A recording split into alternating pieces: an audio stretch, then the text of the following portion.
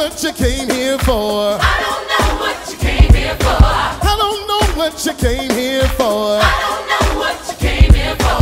I don't know what you came here for. I don't know what you came here for. But I came to praise. So help me. So help me praise Him.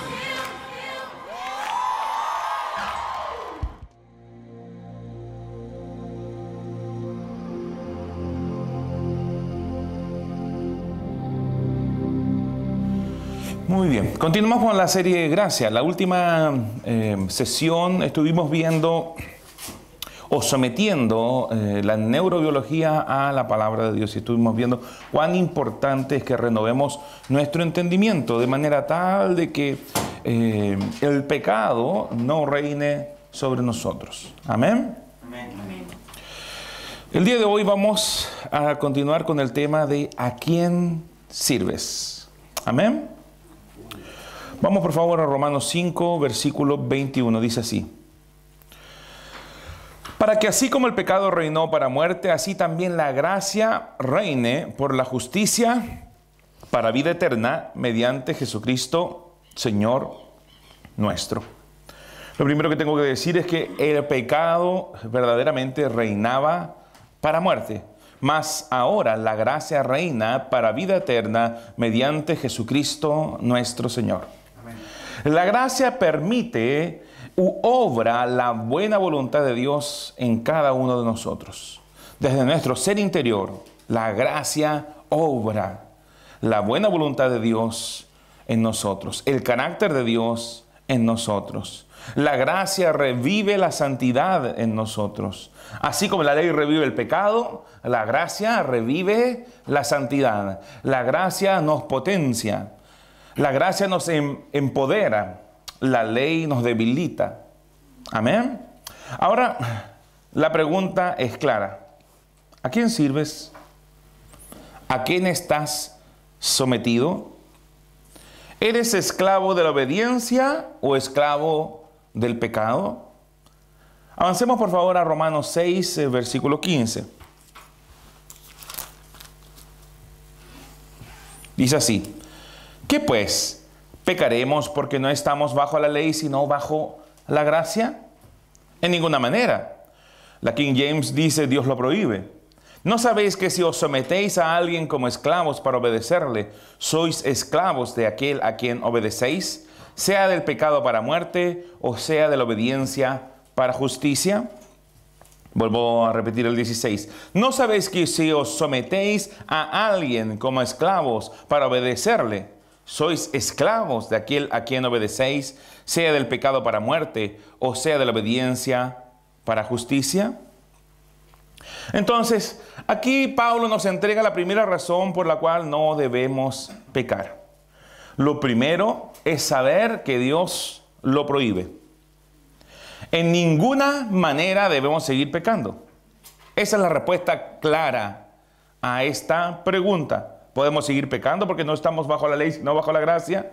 De ninguna manera. Y en ninguna manera debemos seguir pecando.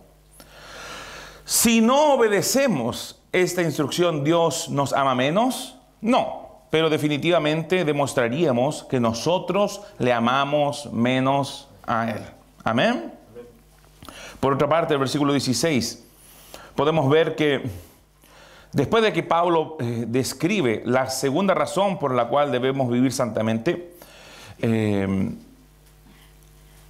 o mejor dicho, vemos por qué Pablo, o la segunda razón por la que Pablo dice que no debemos continuar en pecado y debemos vivir santamente. Si continuamos pecando, nos volvemos esclavos del pecado. Debemos decidir obedecer las instrucciones del Padre. Debemos decidir ser esclavos de la obediencia. Es solo en ese punto en donde verdaderamente veremos la plenitud de la bendición manifestarse en nuestra vida. No Dios bendiciéndonos, sino que la bendición manifestándose. Son cosas distintas. ¿Ok? Usted ya tiene la bendición, pero no puede pretender experimentarla si usted está viviendo en pecado.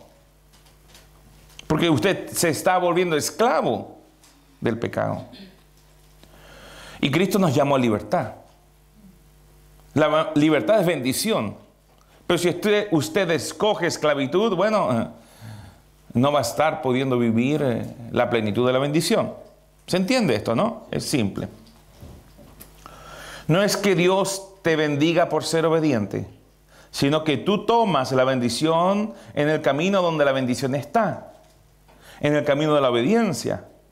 Y eso es en el centro de la voluntad de Dios para nuestras vidas.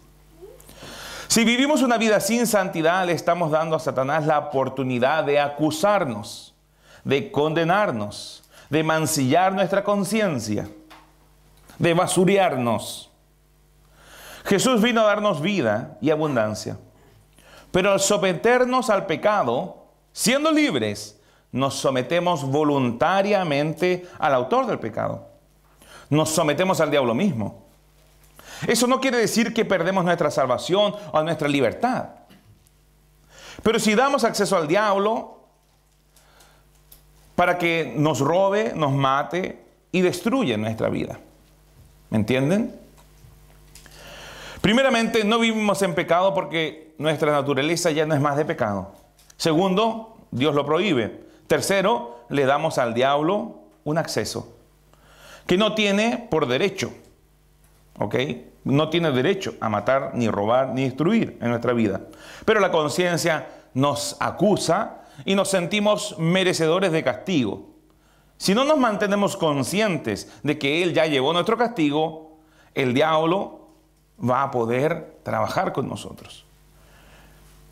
El diablo va a acusarnos y condenarnos y convencernos de que merecemos castigo. Y cuando estemos convencidos de que merecemos castigo, bueno, Él va a ofrecer sus servicios. Va a intentar ayudarnos. ¿Me entiende? El diablo no tiene parte en nosotros. Escúcheme bien. El diablo no tiene parte en nosotros. Así como el diablo no tiene parte en Jesucristo. Nosotros estamos en el cuerpo de Cristo. Y el diablo no tiene parte en el cuerpo de Cristo. A no ser que nosotros le demos parte voluntariamente.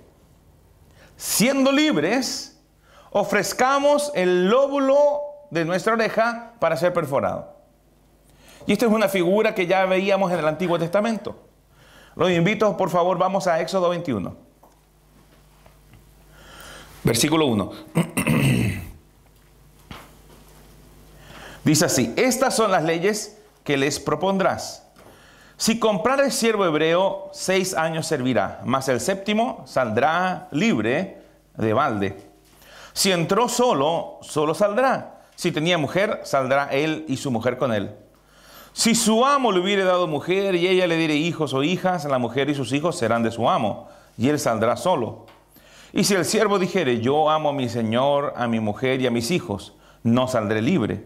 Entonces su amo lo llevará ante los jueces y le hará estar junto a la puerta o al poste, y su amo le horadará la oreja con lesna, y será su siervo para siempre.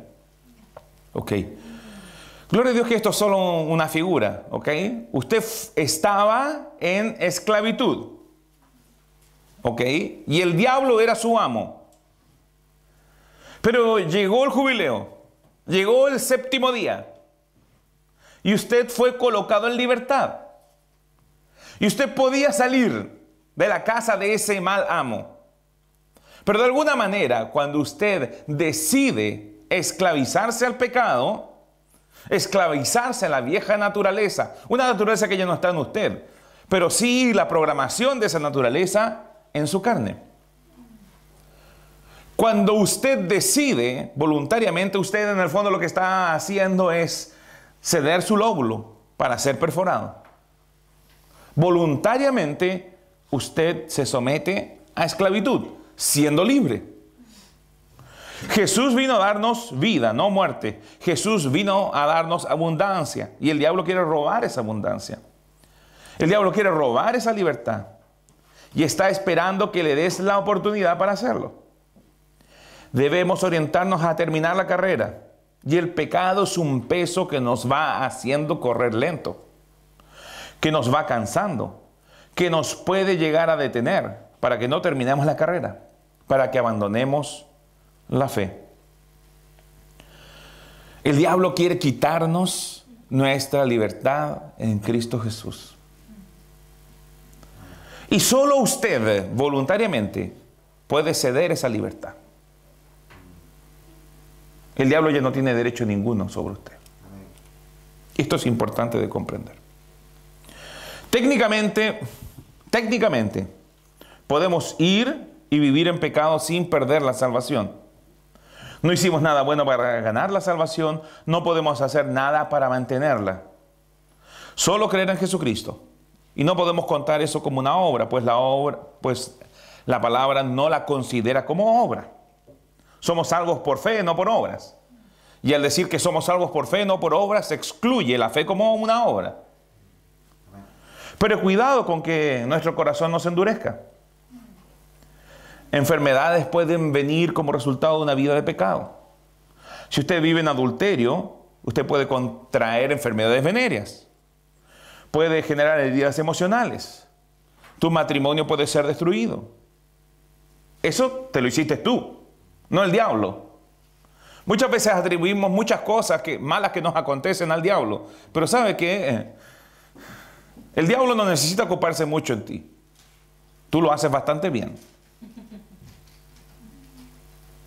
Oh, es que el diablo me tentó. No, mentira. Fue tu flojera, fue tu falta de obediencia, fue tu mala actitud. Fueron tus emociones. Entiéndelo bien. Primeramente, el diablo está vencido. Segundo, no tiene parte en tu vida. Todo castigo fue llevado, todo pecado fue borrado. Entonces no tiene derecho. Todo derecho se lo das tú. Tú le permites obrar en tu cuerpo.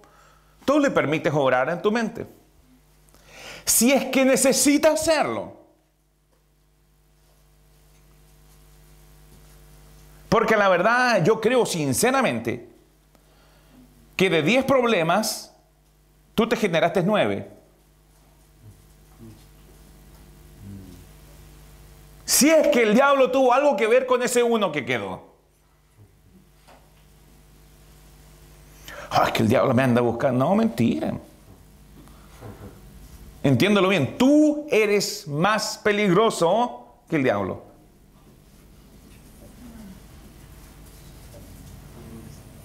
¿Sabe cuál es el problema cuando las personas se desenfocan de esta realidad? Es que empiezan a culpar al diablo de todo lo que les acontece y no entienden de que son responsables de lo que están viviendo.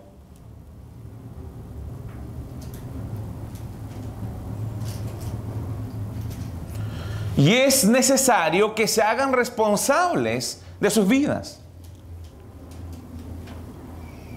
Es necesario que se hagan responsables de las circunstancias.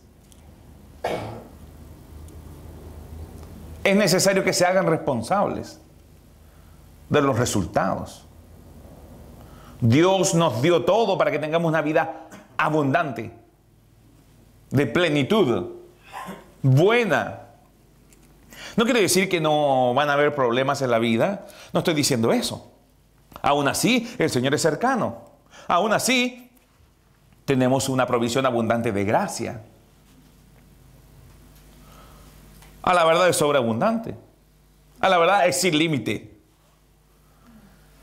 Entonces, si usted tiene una provisión de gracia sin límite, adivine, ¿cuán productivo puede ser? Su productividad debe ser sin límite. No tiene problema de recursos. No tiene problemas de fuerza. No tiene problemas de sabiduría. No tiene problemas de inteligencia. Todo te ha sido dado. Entonces, entiéndelo bien. Tu peor enemigo no es el diablo. Es la naturaleza de pecado que forjó en ti un flojo, un mentiroso, una persona emocionalmente débil, un pobrecito de mí. Y te has querido vencer por esas cosas. Y te has dejado seducir por los malos pensamientos. No estoy diciendo que el diablo no exista, pero ¿sabe qué? Tiene muy poco que hacer contigo. Buen trabajo ya haces solo.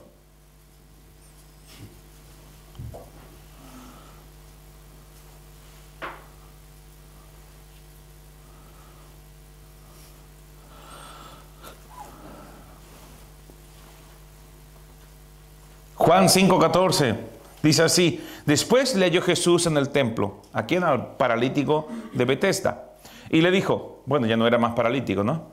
Le dijo, mira, has sido sanado, no peques más, para que no te venga alguna cosa peor. Mira, has sido sanado, no peques más, para que no te venga alguna cosa peor.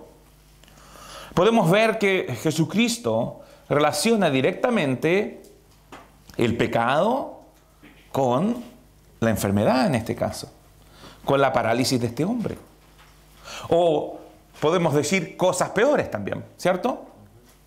Ve, no peques más, para que no te venga alguna cosa peor. Miren, hay muchos ministros que han sido encontrados en pecado de adulterio. Hay muchos ministros que han perdido sus ministerios, definitivamente. Yo hace menos de un mes ya me encontré un pastor con su amante, sin ninguna vergüenza. Realmente da asco, es muy triste. Entonces, deben cuidar sus pasiones. Ese hombre lo que está haciendo es sembrar destrucción.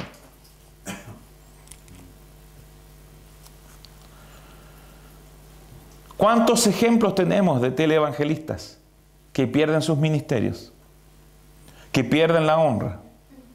Algunos tuvieron que pasar tiempo en la cárcel. Sufrieron el ridículo, la vergüenza, la culpa, la condenación.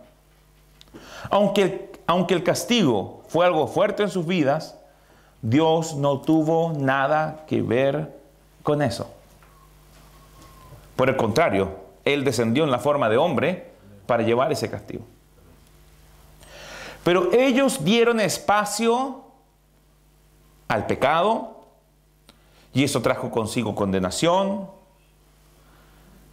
Y evidentemente el diablo se ensalzó en medio de toda esa obra de mal. Hermanos, el pecado tiene un engaño. El pecado tiene un engaño. El Espíritu Santo anoche me advertía: ten cuidado con este desvío. Hay desvíos para cada uno. Se presentan situaciones. Puedes ingresar, pero es difícil salir. El Señor me mostraba así como un pueblo, en donde yo podía entrar con mi vehículo, pero para salir no había camino. El auto puede ser el ministerio. Muchas veces se ven como buses, autos, motos. Para salir no había camino. Solo agua, pantano. Entonces tenemos que tener cuidado, porque esto no solo se me presenta a mí, se le presenta a cada uno de ustedes. Y el problema es salir.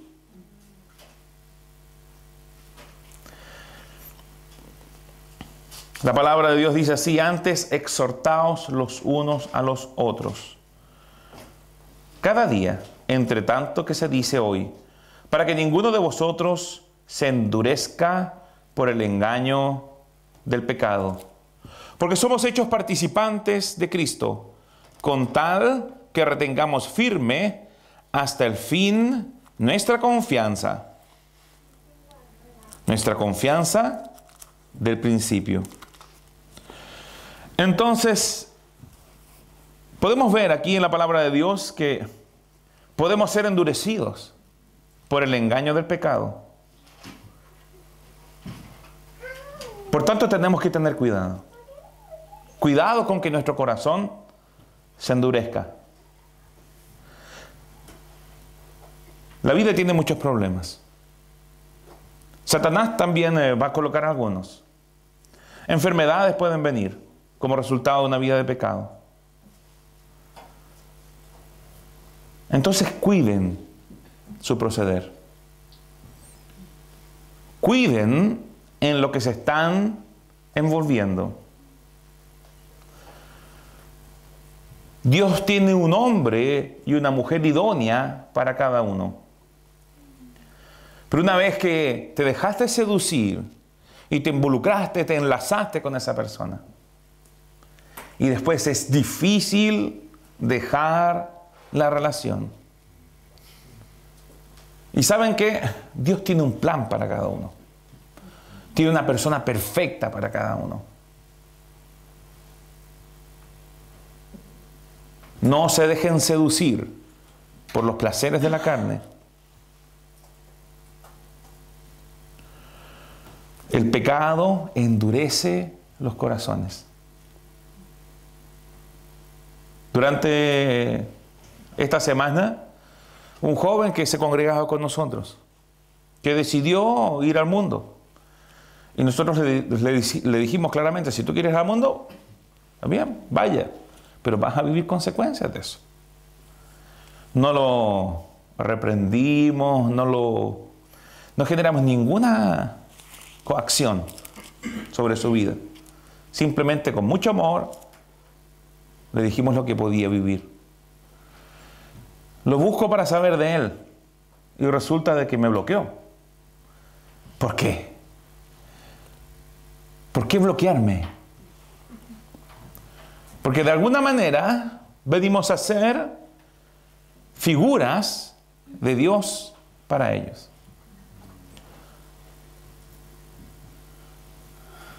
Porque de alguna manera vivimos en una mayor santidad que ellos. Y sin santidad nadie verá a Dios. Pero con santidad las personas verán a Dios en ti. Entonces tú vendrás a ser, como dice la palabra, un embajador de Dios. Un representante de Dios. Y si decide alguien vivir en pecado, la persona no te va a querer ver. No te va a querer escuchar.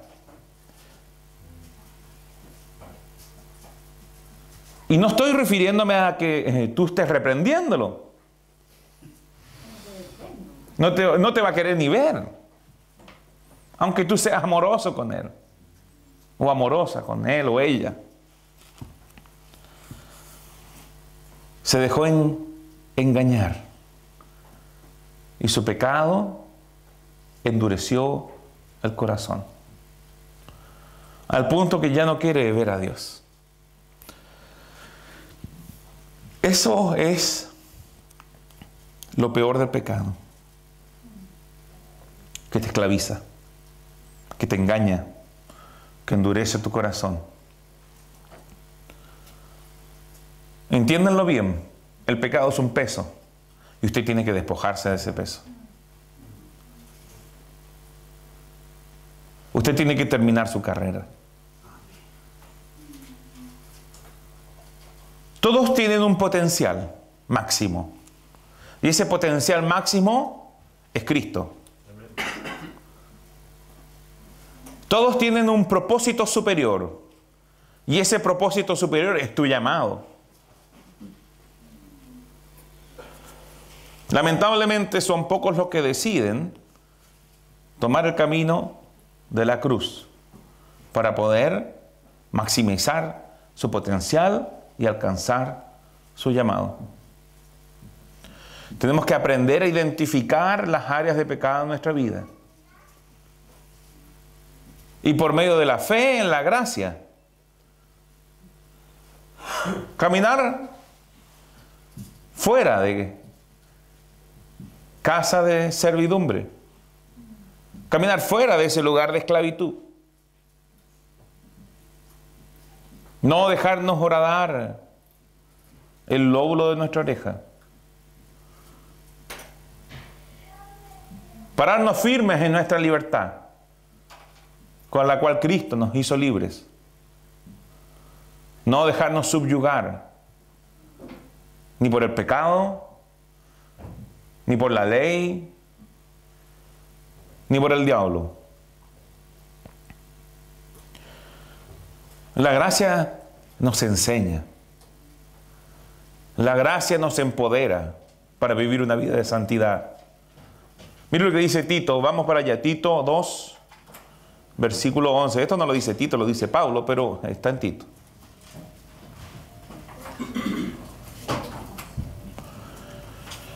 Tito 2, versículo 11 dice así: porque la gracia de Dios se ha manifestado para salvación a todos los hombres. Entonces la gracia de Dios se ha manifestado para salvación a todos los hombres, enseñándonos. ¿Quién enseña? La gracia. La gracia de Dios se ha manifestado para salvación a todos los hombres, enseñándonos que, renunciando a la impiedad y a los deseos mundanos, vivamos en este siglo sobria, justa y piadosamente. Muchos de los que escuchan nuestro mensaje dicen: esa es la hipergracia. Es un mensaje herético. Esta semana me han borrado comentarios de distintos lugares. Eso es herejía, me dijeron. A la verdad, no comprenden que nuestro llamado no es que las personas vivan en pecado. Por el contrario, la gracia nos enseña a renunciar a la impiedad. Pero es la gracia la que nos enseña a renunciar a la impiedad, no la ley. La ley va a fortalecer el pecado en nosotros. La ley es un ministerio de condenación. La ley está cubierta.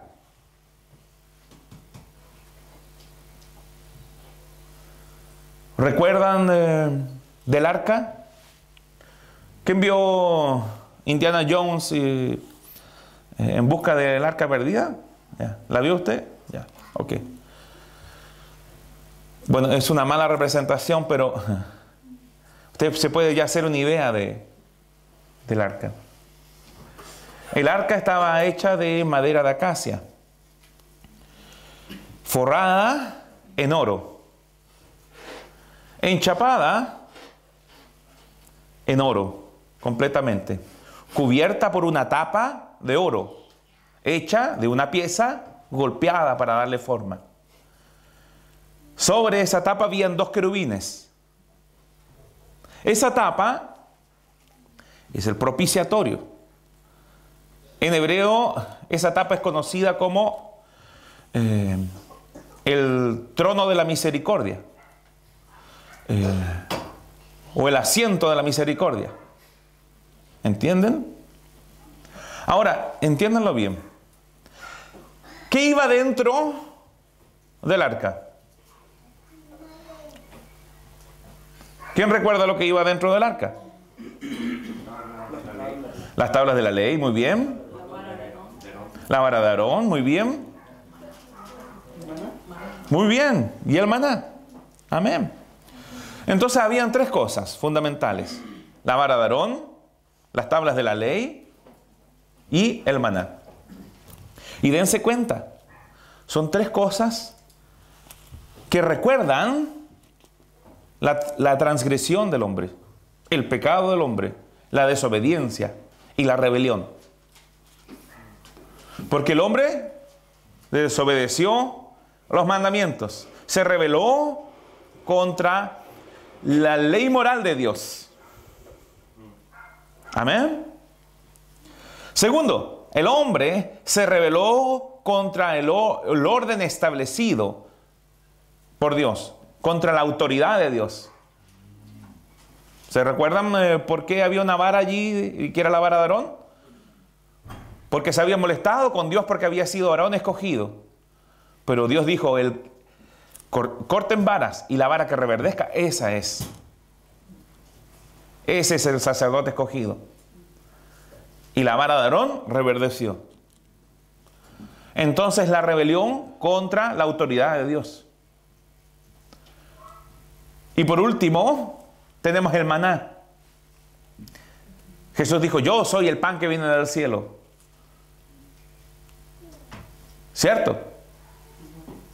Entonces, ¿contra qué se rebeló el hombre? Contra la provisión de Dios. Contra el sistema de provisión de Dios.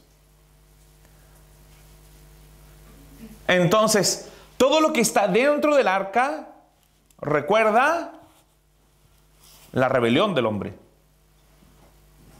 La rebelión a la ley moral, la rebelión a la autoridad de Dios y la rebelión al sistema de provisión de Dios. El maná mantuvo al pueblo de Israel 40 años sin enfermedades. Aún así, ellos despreciaron el maná. ¿Entienden lo que estoy tratando de explicar? Ahora, ¿dónde estaba esto? Dentro del arca. Pero el arca representaba la presencia de Dios en medio de su pueblo. Quiere decir que el arca representaba la ley y el maná. ¿Qué quiero decir? El arca representa a Cristo. Por eso es de madera recubierta en oro. Un hombre, pero que es Dios. La tapa representa también a Cristo. El trono de la misericordia. El asiento de la misericordia. Que tuvo que ser formado y golpeado. Para que sobre ese lugar la sangre se derramara. Y la ley. Y la rebelión contra la autoridad. Y la rebelión contra la provisión de Dios fuese cubierta por la sangre de Cristo. De manera tal que Dios ya no ve la rebelión. Por eso que el arca tenía puntas alrededor en forma de corona. Porque el arca representa a Cristo. Cristo es la presencia moradora. Entre los querubines, el propiciatorio. Entre los querubines, Cristo fue crucificado. Y su sangre fue derramada. ¿Me entienden?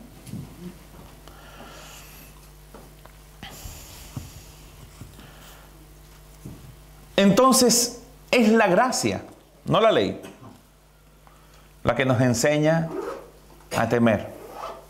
Es la gracia, no la ley, la que nos enseña a renunciar a la impiedad y a los deseos mundanos. Cristo vino a hacernos libres de la rebelión, libres del castigo, libres de la condenación, libres de la culpa. Y es su gracia, es su presencia moradora en nosotros, la que nos enseña a vivir una vida de santidad. La gracia no guía a las personas al pecado. ¿Recuerdan la canción Sublime Gracia? Que dice, su gracia me enseñó a temer. Es la gracia la que nos enseña a adorar a Dios. Es la gracia la que nos enseña a respetar a Dios. No es la ley. El que escribió esta canción fue John Newton.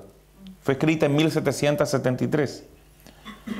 A partir de su experiencia personal. Fue educado sin ninguna convicción religiosa. A lo largo de su juventud vivió varias coincidencias y giros inesperados en su vida. Muchos de ellos provocados por su recalcitrante insubordinación. fue forzado a unirse a la Royal Navy y como marinero participó en el mercado de esclavos. Durante una noche, una tormenta golpeó tan fuertemente su embarcación que aterrorizado imploró la ayuda de Dios. Un momento que marca el comienzo de su conversión espiritual. Su carrera como tratante de esclavos duró algunos años más, hasta que abandonó la marina para estudiar teología. Así como en la vida de este hombre, el mensaje de la gracia lo transformó de un comerciante de esclavos a un pastor de la iglesia de Jesucristo. Así seremos nosotros transformados. El mensaje de la gracia nos lleva al libertinaje. El mensaje de la gracia enamora con locura a quien la comprende. Constriñe, obliga desde la perspectiva del amor. El comprender tamaño amor no puede tener otra respuesta que un amor profundo e incondicional, también por el que nos amó, por el que se derramó sobre el propiciatorio para cubrir nuestra rebelión.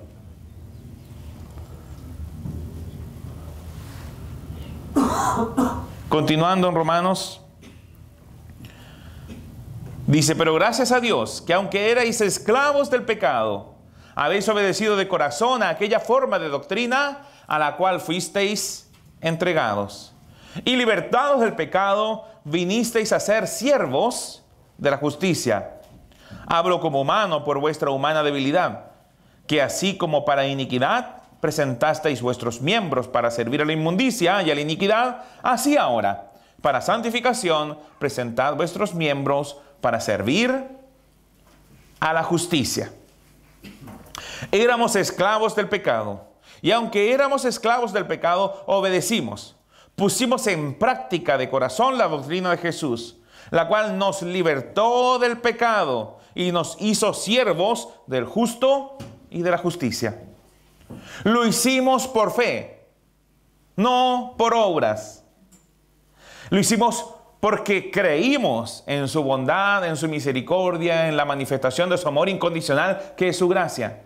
No para tratar de estar bien con Dios. No para tratar de agradar a Dios. O al menos esa no tiene que ser nuestra motivación. La antigua naturaleza nos encadenaba al pecado, pero por medio de Jesús fuimos libertados del pecado. ¿Por qué dije lo anterior? Nuevamente, lo repito, lo he dicho varias veces durante esta serie. No es lo que tú haces lo que te permite estar en comunión con Dios, sino lo que tú has creído. Amén. Dios te ama incondicionalmente. No importa cuál sea tu desempeño, su amor no varía. Permanece estable por ti. Si nosotros somos infieles, Él permanece fiel. Él permanece inmutable.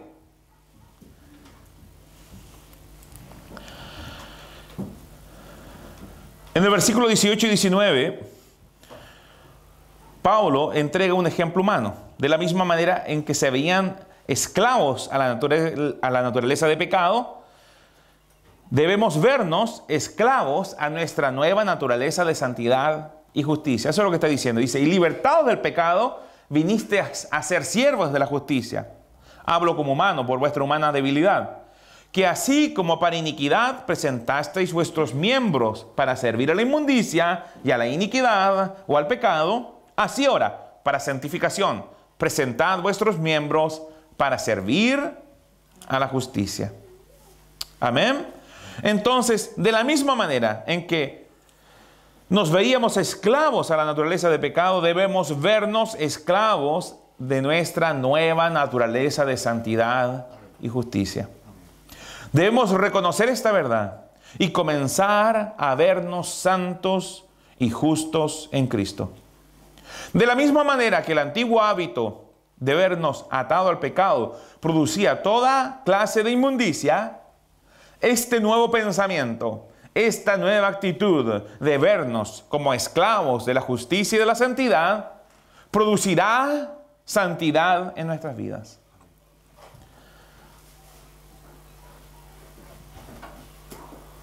Debemos ver nuestra vieja naturaleza muerta y ausente de nuestro ser.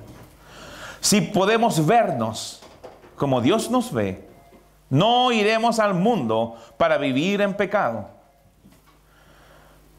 Lo que ve Dios en nosotros es bueno. Dios no ve la rebelión. Dios ve a Jesucristo. Estamos cubiertos por su sangre. Veámonos de la misma manera. Veámonos como Dios nos ve. Usted no puede verse mejor. Comienza a verse como Dios le ve. Recuerden bien que la palabra nos enseña, Proverbios 23:7, porque cuál es su pensamiento en su corazón, tal es él. Recuerden bien que una de las razones del por qué las personas viven en inmoralidad o en pecado es porque se ven corruptos e impuros. Pero si pudiesen verse como Dios los ve, aunque sea una sola vez, esa imagen se les quedaría pegadas en la mente para siempre. Así me ve Dios. ¡Wow! Nunca pude imaginarme así de bacán. Si tienes problemas con el alcohol, debes comenzar a verte sobrio, limpio, aseado, despierto mentalmente. Si alguien tiene problemas con la sexualidad, debe comenzar a verse puro, limpio, virginal. Es más, así debemos ministrar a una persona que tiene problemas sexuales. Debemos vernos limpios, santos, purificados, nuevos de paquete, como dice don Francisco ahora. Y podremos comenzar a vivir santa y justamente conforme a la imagen que Dios tiene de nosotros. Conforme a su imagen. Conforme a su semejanza. Volviendo a Romanos 20 dice, porque cuando erais esclavos del pecado, erais libres acerca de la justicia. Pero ¿qué fruto teníais de aquellas cosas de las cuales ahora os avergonzáis? Porque el fin de ellas es muerte. Mas ahora que habéis sido libertados del pecado y hechos siervos de Dios, tenéis por vuestro fruto la santificación y como fin la vida eterna. Porque la paga del pecado es muerte, mas la dádiva de Dios es vida eterna en Cristo Jesús, Señor nuestro. Amén. Entonces, vamos por versículos. Porque cuando erais esclavos del pecado, erais libres acerca de la justicia. Antes de ser nacidos de nuevo, éramos esclavos de esa vieja naturaleza. Sin importar cuán bien actuáramos o cuánto limitáramos los actos de pecado, eso no cambiaba nuestra naturaleza de maldad. Y a su vez, nos manteníamos libres de la justicia. No se nos podía imputar justicia. Porque el problema es la naturaleza de pecado. Amén. Así como éramos esclavos del pecado, éramos libres de la justicia. No había justicia en nosotros. Ninguna obra de bien podía llamarse justa. ¿Me entienden? Pero ¿qué fruto teníais de aquellas cosas de las cuales ahora os avergonzáis? Porque el fin de ellas es muerte. Cuando nos gobernaba esa vieja naturaleza había fruto de vergüenza, cosas de las cuales hoy nos avergonzamos. Y con ese fruto venía la muerte y todo lo que nos conllevaba o nos llevaba a ella de manera progresiva. Mas ahora que habéis sido libertados del pecado y hechos siervos de Dios, tenéis por vuestro fruto la santificación y como fin la vida eterna. Cuando estábamos perdidos, servíamos al pecado. Ahora que nacimos de nuevo, somos siervos de Dios. Ya no somos siervos del pecado. Hemos sido libertados del pecado y hechos siervos de Dios. Si somos siervos de Dios, somos siervos de la justicia. Los actos o las obras no cambian tu naturaleza. Esto es importante de entender. Es como cambiar el corazón poniéndonos terno. ¿Me entiende lo que le digo? La santidad es fruto de la salvación, no la raíz de nuestra salvación. Y esto es muy importante. Usted no puede cambiar el ser interior por actos externos. El hombre solo puede ser cambiado por medio de un nuevo nacimiento. Y después de eso, la renovación de su entendimiento. Que comprenda cuán grande obra de poder ha hecho Dios en su ser. Una obra que no es perceptible a los sentidos naturales, sino que solo de manera espiritual. Comienza a verse como le ve Dios. Comience a entender de que la presencia moradora de Dios está en usted. Comienza a comprender de que usted está cubierto por la sangre de Cristo y toda rebelión fue cubierta. Comienza a conocer la gracia de Dios y esa gracia te va a enseñar a vivir justa, santa, piadosamente y alejarte de toda obra de pecado. Ten cuidado sobre todas las cosas de ti mismo. Cuídate de ti mismo. El diablo no tiene parte en tu vida. El pecado fue pagado, el castigo fue llevado, por tanto el diablo no tiene parte en tu vida. El único que puede darle parte eres tú, de manera voluntaria. De manera voluntaria, tú puedes someterte a esclavitud. De manera voluntaria, tú sigues el pecado. El pecado no se enseñaría de ti. No tiene poder sobre ti. Porque tú estás bajo la gracia. Y la gracia reina. Amén. Amén. Muy bien, gracias Señor.